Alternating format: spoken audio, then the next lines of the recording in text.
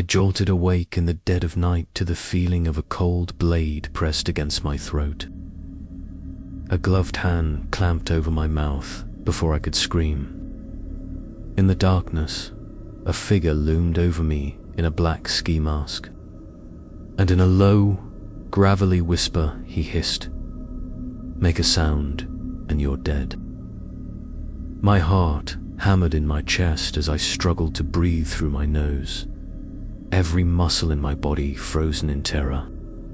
Just a few hours earlier, I had locked every door and window of my house before bed. Living alone in a quiet suburb, I never imagined something like this could happen. Yet here I was, pinned to my own mattress by an armed intruder. The blade at my throat glinted in a sliver of moonlight and left a shallow sting on my skin. Proof that this nightmare was horrifyingly real. He leaned in closer, the warmth of his breath on my face.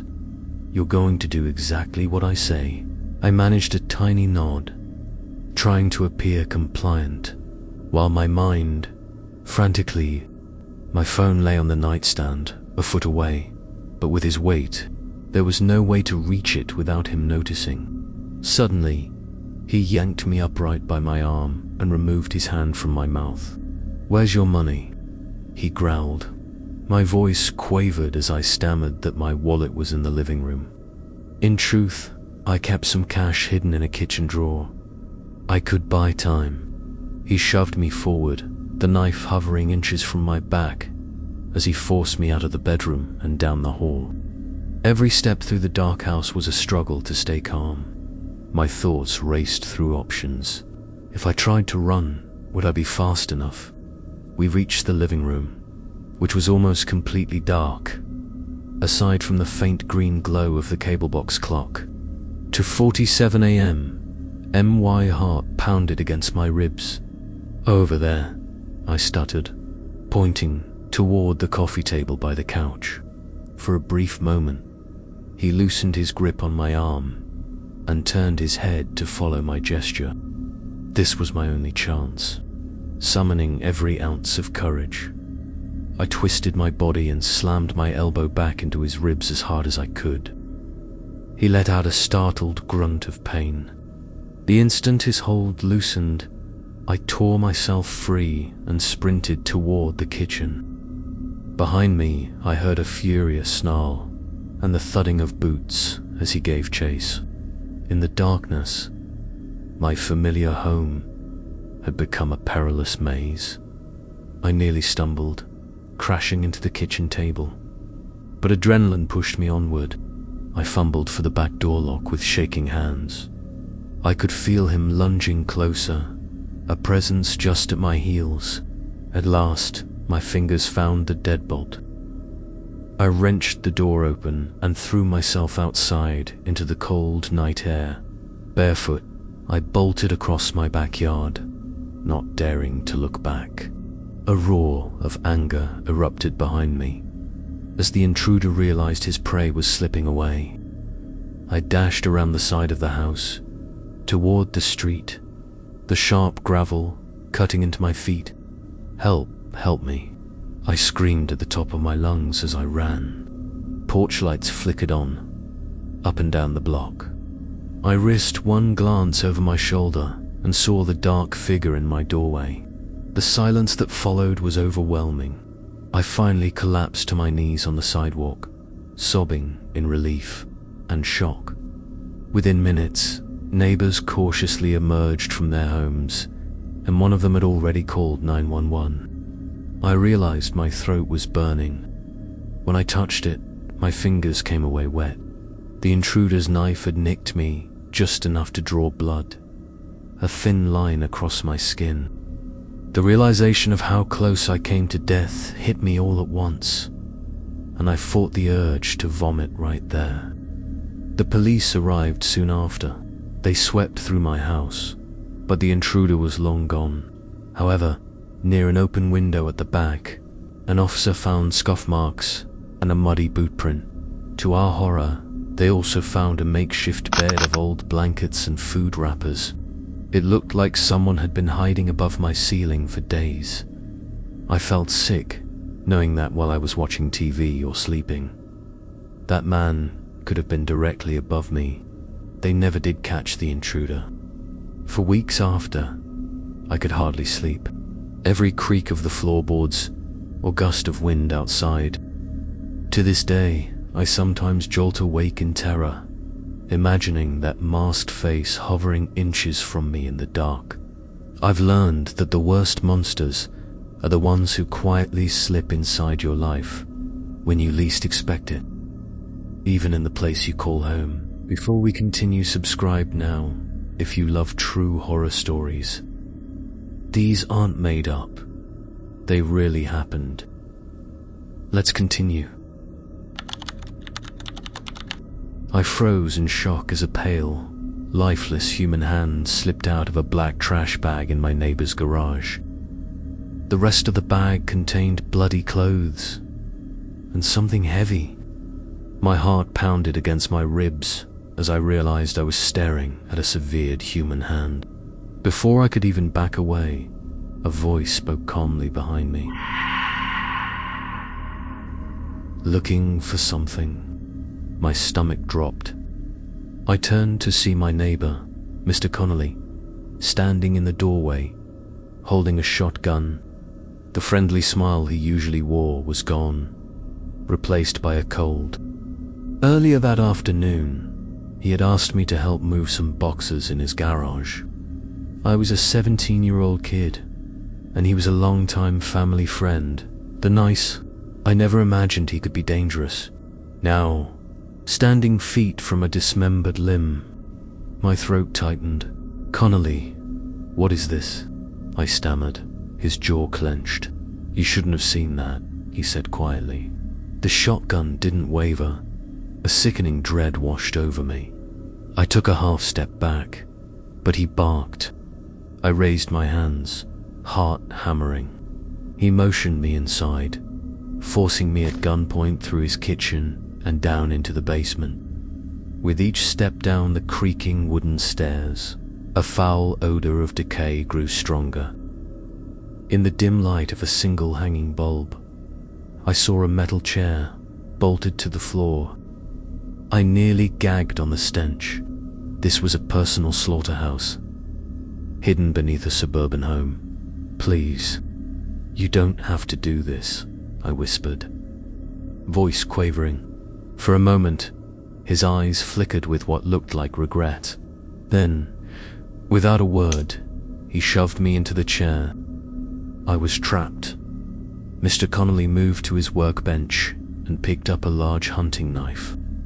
He stepped back toward me, the blade glinting. "I'm sorry, kid," he said softly, almost sincerely, "but I can't let you go now." He raised the knife and leaned in close. I felt tears spill down my cheeks as I struggled against the cuffs. In blind panic, I yanked my right hand hard, so hard the cuff tore into my skin. My slick, bloodied hand slipped free. I swung my freed arm up wildly, knocking his knife to the side. The blade slashed a shallow line across my shoulder instead of plunging into my neck.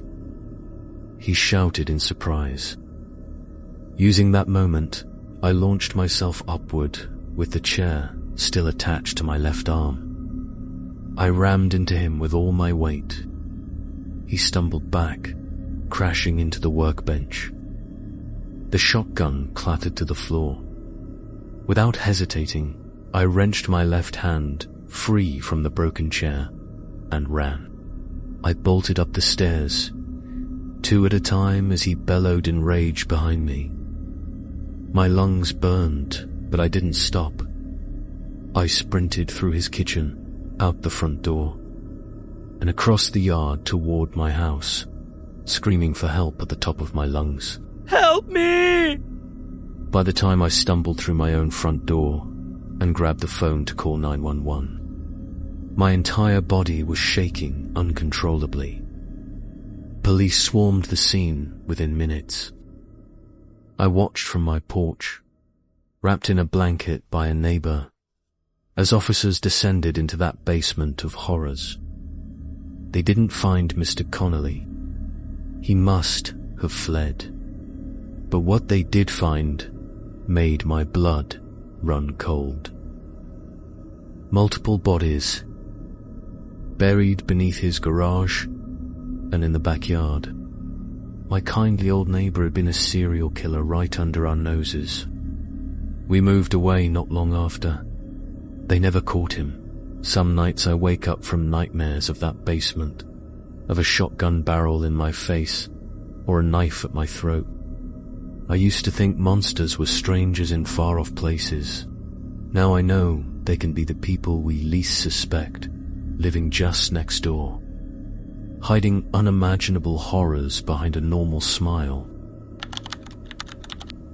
I was jolted awake at 3 a.m. as my bedroom door slammed shut on its own. My heart leapt into my throat. Just a second earlier, I had been fast asleep in the darkness of my tiny apartment bedroom. Now I sat bolt upright, adrenaline surging, staring wide-eyed at the door. I knew I was the only one living in my apartment, so who, or what, had just forcefully shut my door? For a moment, the only sound was my own pulse thudding. I fumbled for the bedside lamp and clicked it on, flooding the room with weak yellow light. There was no one else there. The door had been open when I went to bed. I was sure of it. I got up cautiously and opened it again, peering into the dark hallway. The apartment was empty and silent, as it should be at 3 a.m., except I couldn't shake the feeling that I wasn't alone. It wasn't the first strange thing that had happened since I moved in 2 weeks prior. On my first night, I woke to tapping on my third-floor window, though nothing could have caused it. In the days that followed, I found cabinet doors left open, and once I awoke to a faint woman's voice humming a lullaby in the dark. Each time, when I'd investigate, there was nothing there. I had brushed it all off as exhaustion or an overactive imagination in a new place. But after tonight, I couldn't deny something was very wrong. My hands were shaking as I shut the bedroom door again. This time firmly locking it. I crawled back into bed with the lamp still on, every nerve on edge. Eventually, I must have fallen into a fitful sleep. That night I convinced my friend Marcus to stay over at my place. We stayed up late watching movies and eventually fell asleep in the living room. Sometime after 2 a.m., I awoke to Marcus whispering, "Hey, are you seeing this?" I groggily blinked awake. The room was mostly dark. The only light came from the blue glow of the TV's standby mode. I followed Marcus's gaze across the living room. My stomach dropped. The door to my bedroom was slowly creaking open by itself. I could see it inching ajar, utterly silent. No draft, no breeze. The windows were shut. Marcus and I just stared in petrified silence. He whispered, "Is someone in there?" I shook my head slowly, heart hammering. Then, right before our eyes, the door slammed shut with the same explosive force I'd experienced the night before. Marcus yelped and jumped up, flicking on the main light. We checked the bedroom, every closet, under the bed, nothing. Both of us were shaken. I thought I saw something," Marcus stammered.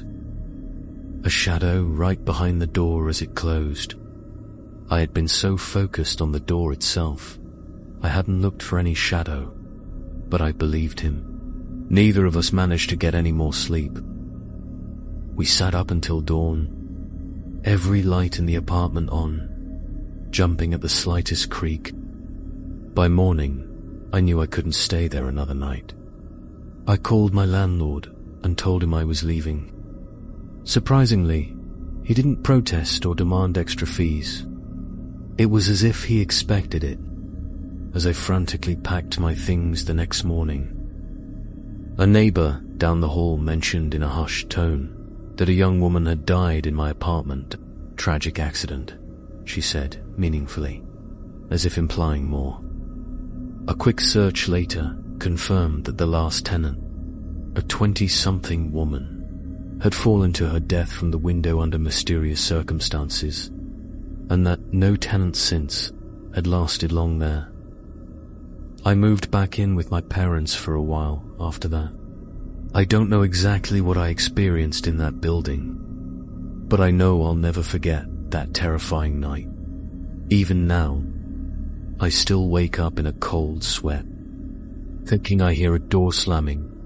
I lived in that apartment for only 2 weeks, but it left me with a lifetime's worth of nightmares and a certainty. I woke to the sound of my friend screaming in the woods outside our tent. My heart lurched into my throat as I scrambled out of my sleeping bag. "Kevin," I called, my voice shaking. There was no answer, just the lingering echo of that scream and the ominous hush of the forest around us. It was supposed to be a simple weekend camping trip. We had hiked deep into the woods, far from any trail, to a spot Kevin insisted. The day before had been all fun and adventure. We set up camp by a small clearing, fished in a nearby stream, and told ghost stories around the campfire. We were 2 college kids with a thirst for outdoor thrills, never imagining those woods might hide something truly dangerous. I unzipped the tent and stepped out into the cold night air, barefoot and frantic. The full moon cast a weak silver light, just enough to see the silhouettes of trees. "Kevin," I shouted again. Still, nothing. I noticed Kevin's flashlight on the ground at the edge of our campsite. My stomach dropped. Kevin would never have wandered off without his flashlight, certainly not after the stories we joked about. Every instinct told me to stay put, to hunker down and wait for dawn, but this was my best friend. I grabbed the heavy maglite lantern from our gear. Heart pounding, I followed the direction of the flashlight's beam and Kevin's fading scream. The forest was eerily silent as I pushed through tangles of branches and underbrush. "Kevin," I called out, more quietly now, as if afraid of attracting unwanted attention. About 30 yards from camp, I found a patch of disturbed leaves and broken twigs, as if a scuffle had taken place. There was a dark patch on the ground that looked like blood. A fresh wave of terror crashed over me. In the stillness, I heard a faint noise, a muffled cry. I moved as quickly and quietly as I could toward that sound. As I crept through a dense thicket, the beam of my lantern danced over something up ahead, a small wooden cabin. The structure was old and dilapidated, and it was where Kevin's cries were coming from. I could hear him now, whimpering and pleading. Let me go in a choked voice. Rage and fear surged through me. I knew I had to do something fast. Kevin's eyes were wide with panic. I gripped the tent stake tightly, my palms slicked with sweat. Taking a deep breath, I silently moved to the cabin's door. It was partially ajar. Beyond it, the crazed man hovered over my friend. Summoning every bit of courage, I burst into the cabin. He let out an inhuman howl and crumpled back, giving me just enough time to grab Kevin. We barreled out of the cabin and into the dark trees, the wild man roaring, branches lashed at our faces as we sprinted blindly toward our campsite. Somehow, we burst back into our clearing with the deranged man still in pursuit, crashing through the brush only seconds behind. Desperate, I snatched one of our flare guns from the supply pack and whirled around. A dark silhouette lunged at the edge of the firelight.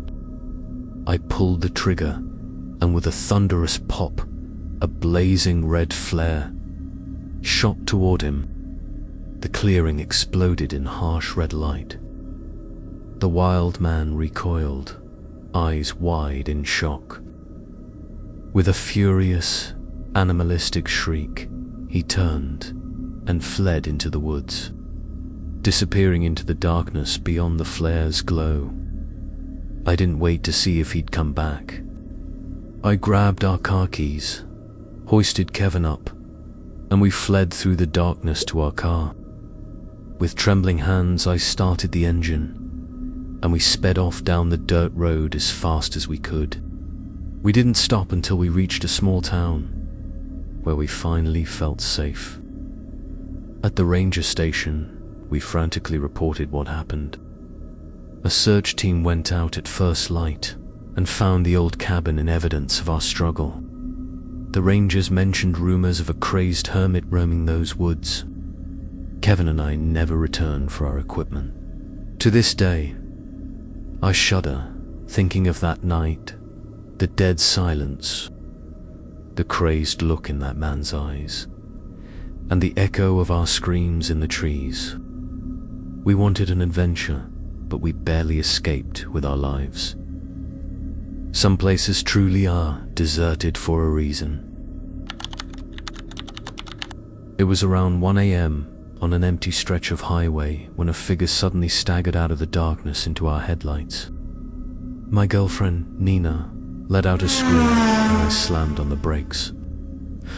The car screeched to a halt just feet from a young woman covered in what looked like blood. She was waving her arms frantically in the middle of the road. I cracked my window open as my heart pounded in my chest. The night was moonless and silent, except for the ticking of our cooling engine. "Please, help me," the woman cried, her voice high with panic. She pointed behind her to an old sedan on the shoulder, its hood up and hazard lights flashing. "My boyfriend, he's hurt. Please." I hesitated. We were in the middle of nowhere, a good 30 miles from the nearest town. Nina whispered, "Something feels off." I was thinking the same thing. The woman's appearance was alarming, splattered with blood on her shirt and hands. But I noticed something odd. She didn't seem injured herself, and her eyes, there was something in them that made my skin crawl despite her desperate act. "I'll call an ambulance for you," I said through the gap in the window. The woman shook her head furiously. "No, please.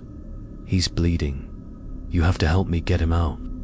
She stepped closer to our car, and I instinctively inched my foot off the brake. Every instinct was screaming that this might be a trap. As I glanced past her, toward the supposed broken-down car, I could make out two shadowy figures crouched low behind the roadside bushes. They were trying to stay out of the headlights' glare, but in the red glow of the sedan's taillights, I saw the glint of something. Crowbar in one of their hands. My mouth went dry. This wasn't an accident scene at all. We were about to be ambushed.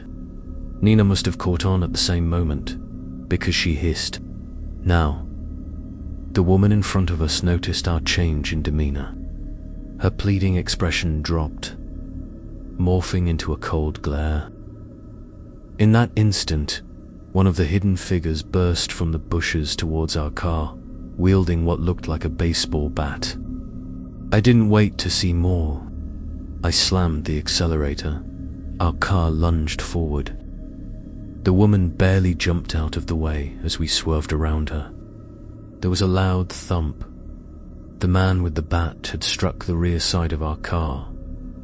As we sped past, Nina yelped.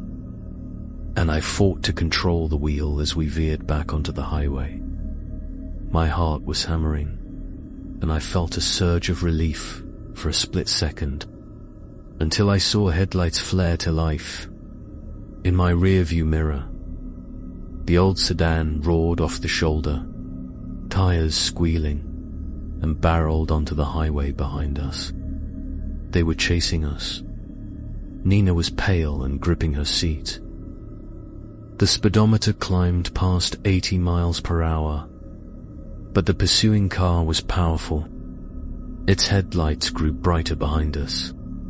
The road ahead was straight and empty, just endless pine trees lining either side. I floored the gas pedal, praying the engine wouldn't give out. The sedan rammed into our back bumper, almost making us spin out. I fought the wheel and kept us on the road. Then the car swerved up beside us, and I saw a man lean out the window with a metal bat. He swung at our car with a mighty crack. The passenger window shattered inward. She screamed, ducking as the shards flew. I swerved hard into their car on reflex. The two vehicles collided with a teeth-rattling screech of metal. The impact sent the sedan drifting toward the opposite side of the highway. I yanked the wheel to steady us. Heart in my throat. At 90 miles an hour, any wrong move could be fatal. Just as our situation felt hopeless, we spotted the neon glow of a truck stop in the distance. A rare oasis on that empty highway. I laid on the horn, speeding toward the lights. Our pursuers must have realized they were nearing a public area and witnesses. The sedan abruptly hit the brakes, and, with a screech of tires, the car then sped away back into the darkness, abandoning the chase. We didn't let up until we flew into the brightly lit parking lot of the truck stop. Both of us were shaking uncontrollably. A couple of startled truckers approached as we stumbled out, and we quickly babbled out what happened. The police were called, and we finally felt a semblance of safety under those fluorescent lights. In the aftermath, we learned that the woman and her accomplices were part of a criminal gang, staging breakdowns or accidents to lure Good Samaritans. There were reports of several robberies and a couple of disappearances. Nina and I were shaken but alive, and incredibly grateful we had trusted our instincts that night.